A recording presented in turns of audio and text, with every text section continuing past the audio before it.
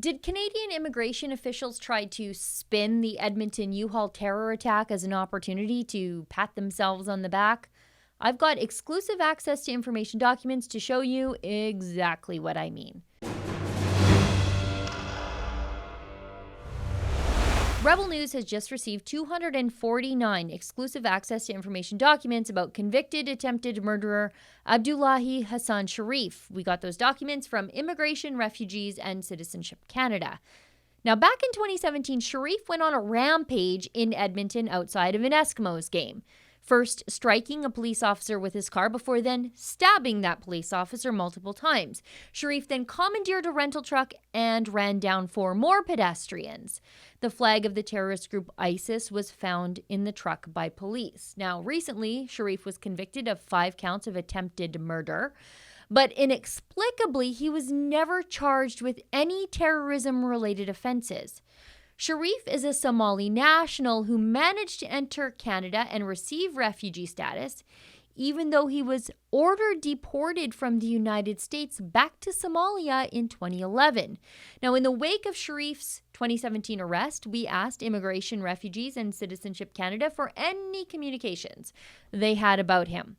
Now, yesterday I told you how critical coverage of those systemic failures from the Toronto Sun was spooking immigration officials. I also told you how we found evidence of an email chain where bureaucrats were fussing over whether or not to use the phrase people trafficking in place of human trafficking, just to be more inclusive.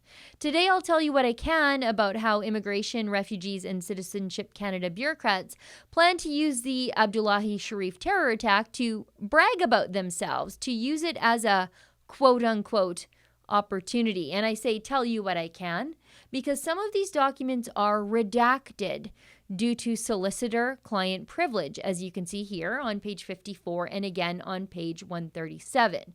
The government was getting legal advice for the immigration minister before they gave the public information about Sharif. And according to that redaction on page 137, the government bureaucrats were seeking legal advice about media talking points. But about that plan to spin the terror attack as an opportunity.